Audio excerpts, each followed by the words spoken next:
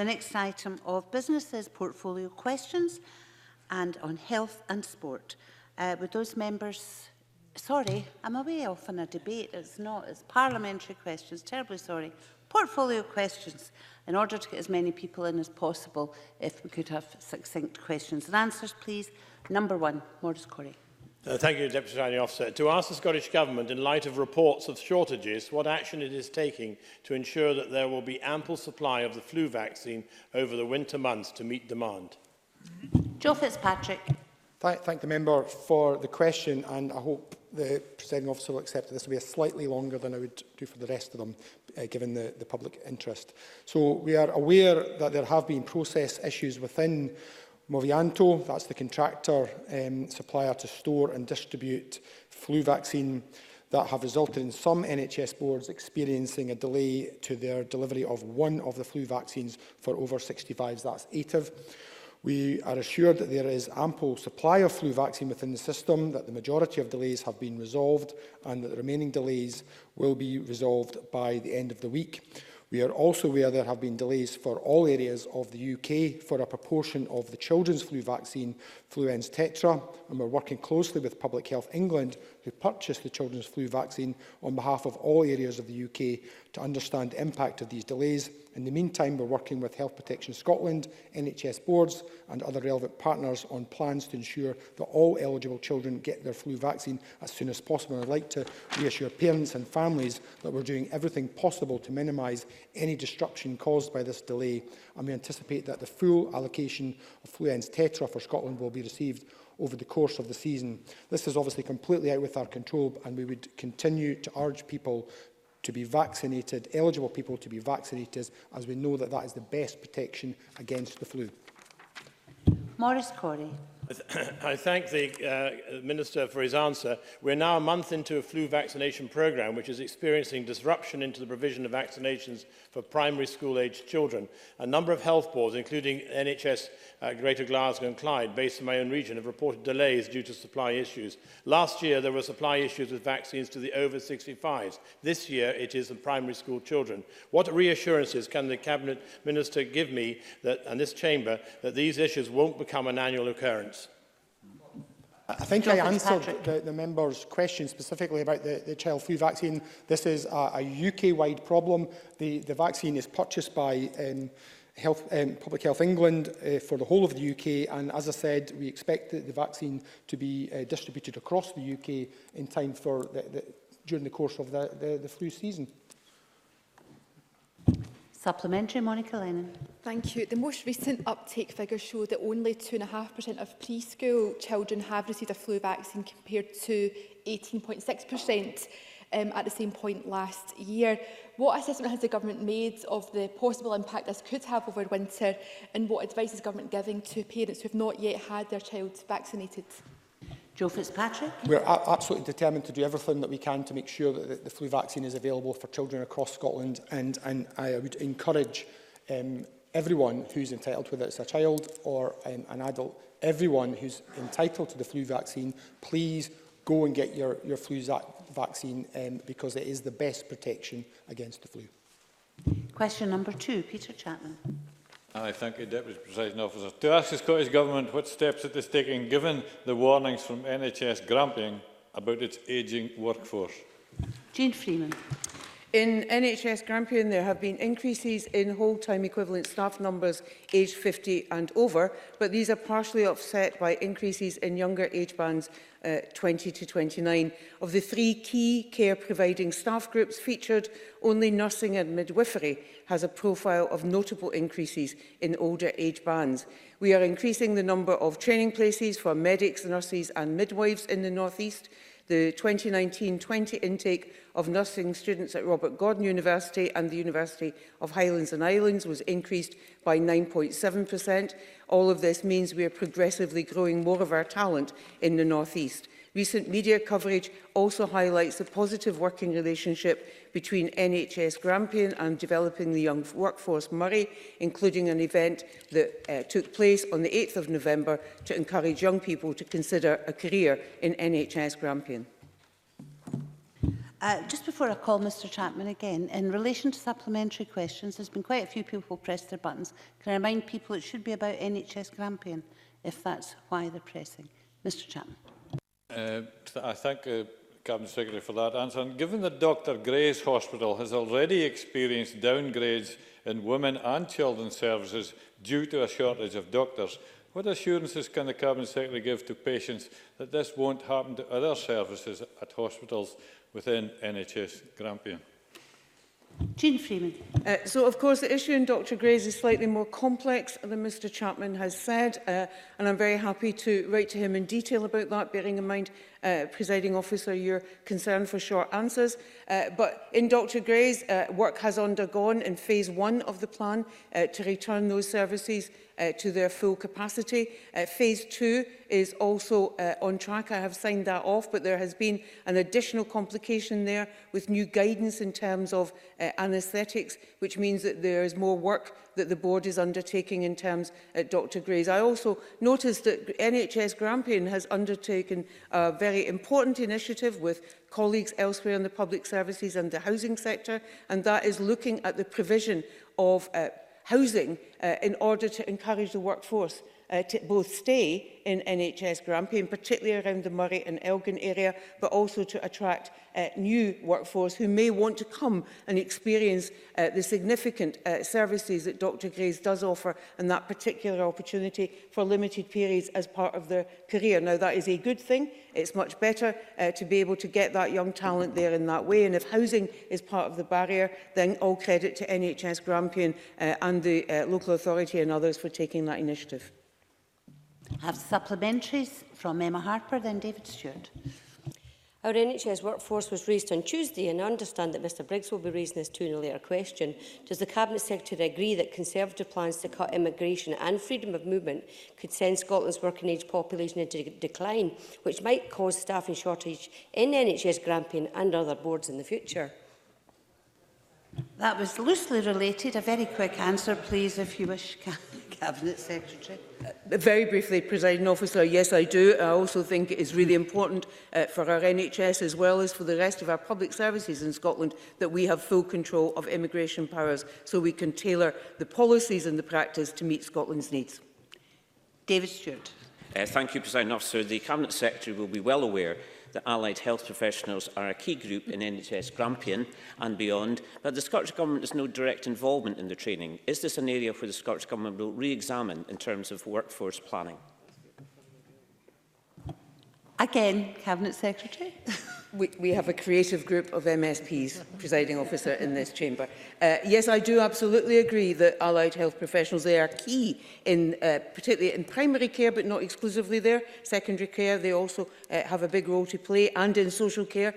We have had discussions with the representative bodies, and I'm sure you know that we've recently appointed at government level a professional lead for allied health professionals working in the Chief Nursing Officer's Directorate. I think that is an important step forward for us and an important indicator that we want to look at what more we can do in order to ensure that we train and upskill those currently in post in terms of all our allied health professionals. Question number 3, Gillian Martin. Thank you, Presiding Officer. To ask the Scottish Government what it's doing to encourage and support new mothers to breastfeed. Joe Fitzpatrick. Since 2011, we've provided more than £18.1 million directly to NHS boards for the implementation of the maternal and infant nutrition framework, of which breastfeeding support is a key component. More recently, we provided an additional £3.7 million to NHS boards, third sector and other partners for breastfeeding projects. This year, we launched the national campaign Breastfeeding Friendly Scotland to positively influence attitudes to breastfeeding. Scotland was the first country in the UK to achieve 100% accreditation in maternity and community services by the UNICEF UK Baby Friendly Initiative. Gillian Martin. I thank the Minister for outlining the Government's desire to encourage as many new mums to breastfeed, but I would like to flag up some issues in the North East. The rates of breastfeeding mothers compared to those using formula in the North East are not ideal. I raise this issue in particular because a constituent who wished to breastfeed her baby but whose milk was not coming in quickly told me in a recent advice surgery that she felt pressured into using formula in the maternity ward in Aberdeen despite her desire to persevere with breastfeeding. There are demands on the time of maternity nurses and breastfeeding supports and can be resource intensive, but would the Minister agree to look into the breastfeeding rates in the area and investigate the reasons behind them so that they can be addressed? Joe Fitzpatrick. Obviously, it's really important that mothers do not feel pressured in any way and in fact feel supported.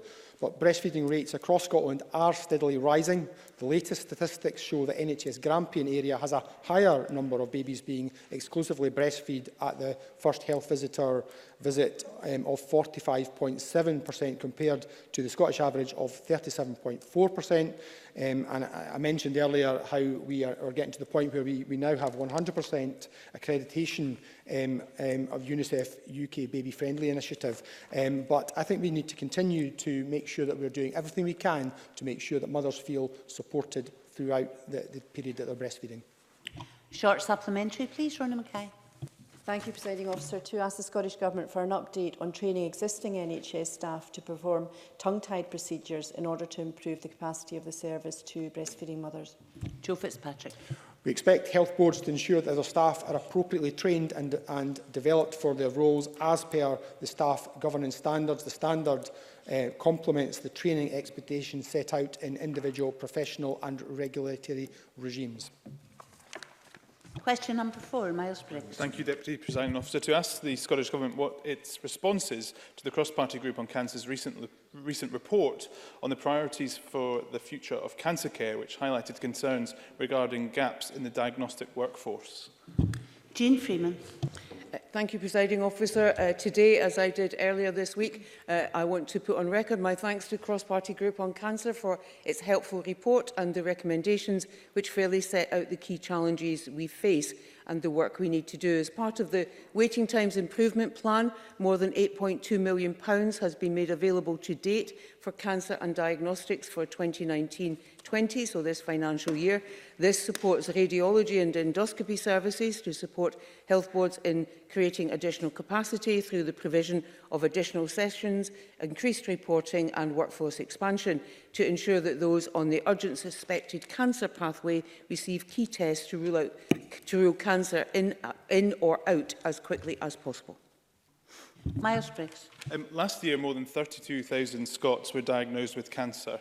The projections now show that by 2035, the number of people diagnosed with cancer is expected to increase to over 40,000. Will the Scottish Government therefore undertake the necessary steps to adapt a model of long-term national planning for our NHS to look toward projected patient need for the diagnostic workforce and look to trial this approach?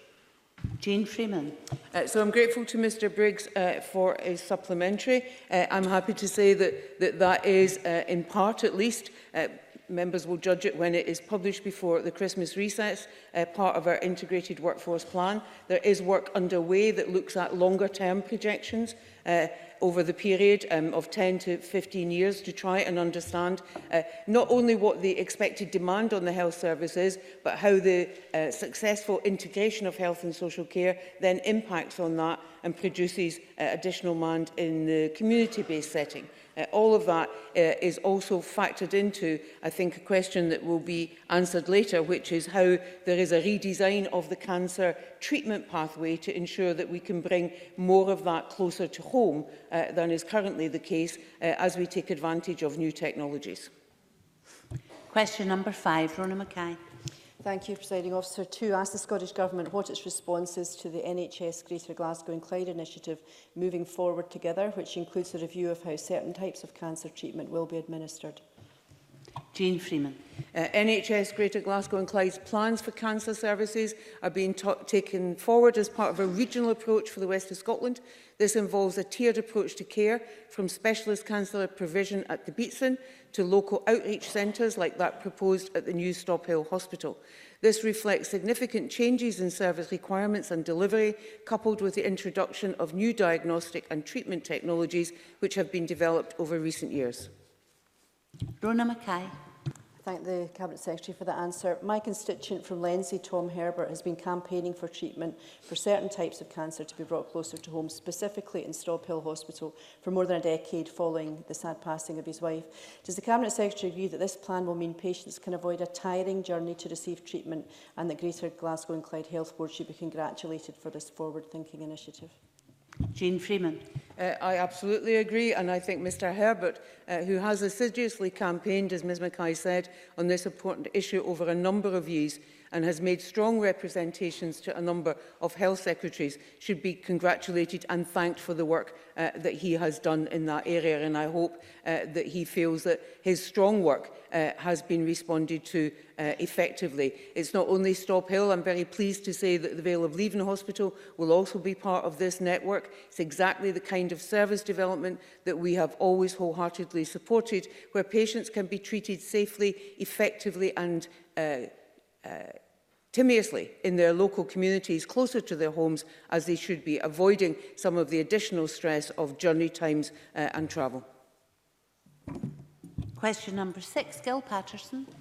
Thanks very much, Presiding Officer.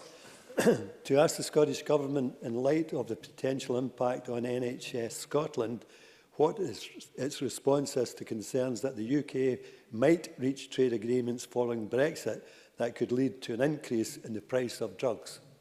Jean Freeman. I think it should be deeply concerning to every member of this chamber, as it is to us in government, that a future trade deal by the UK government with either the USA or anyone else could increase drug prices in Scotland. Research by Dr Andrew Hill of Liverpool University has observed that if we had to pay for medicines at the same per capita rate as the USA, that medicine prices would more than double. Given the damage that could be done by the dilution of arrangements to manage medicine costs in the NHS by future trade deals, I think it is exactly right and very disappointing that members yesterday, including in the Labour benches as well as the Conservative benches, voted against the protection of the NHS through an NHS protection bill. The next Westminster Parliament, because unfortunately the powers still reside with them, needs to pass that protection bill as a matter of urgency, and all parties need to support that and stop working across their unionist ideologies in order to prevent it. Gil Patterson. Thank you very much, Cabinet Secretary, for that answer. We know that Brexit is by far the biggest threat to our NHS, and a Tory-Trump trade deal risk opening it up to unprecedented levels of private involvement.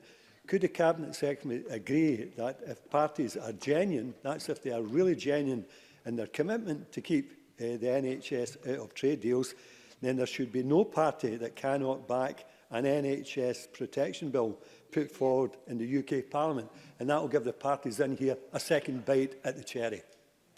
Jean Freeman. Yeah, I absolutely agree with Mr Patterson. It genuinely is beyond my understanding why something that is so self-evidently the right thing to do for all of those who constantly want to thank our NHS staff and tell us that they'll protect the NHS, to then cavil and not be willing to offer their support to something so straightforward as legislation that protects our NHS from trade deals that would undoubtedly damage that national service. This government and this party that I am proud to belong to will always support our NHS, will do everything we can to protect it, and will continue to press hard for that legislative protection. And I really do hope that other members in this chamber reconsider their positions and join us. Question number 7 has been withdrawn. Question number 8, Brian Whittle. Thank you, Deputy Presiding Officer. To ask the Scottish Government when it will publish the National Action Plan on Neurological Conditions, which was first announced on the 14th of September 2017. Joe Fitzpatrick. Over the past 2 years, we've engaged extensively with the neurological community to identify their needs, wishes and priorities. This has enabled us to develop commitments that aim to ensure that everyone in Scotland with a neurological condition can access the care and support that they need to live well in their own terms. By the end of this year, we will publish a 5-year framework for action, setting out these ambitious commitments for the future of neurological care and support in Scotland. Brian Whittle. I thank the Minister for that answer, and could I ask him if he is confident that as a result of the plan, people with neurological conditions such as multiple sclerosis and motor neuron disease, especially those under the age of 65, will no longer be placed in older people's care homes or spend long periods of time in hospital unnecessarily, but instead will have proper specialist care in their own home or in a specialist residential centre if they can no longer live at home. Joe Fitzpatrick. The plan will look at a range of ways that we can support people with all forms of neurological conditions, and I really look forward to taking it, publishing it before the end of this year, and showing that how we can take these actions and priorities forward, working across a range of policy areas such as mental health, dementia and stroke. That concludes portfolio questions, and we'll move on to the next item of business.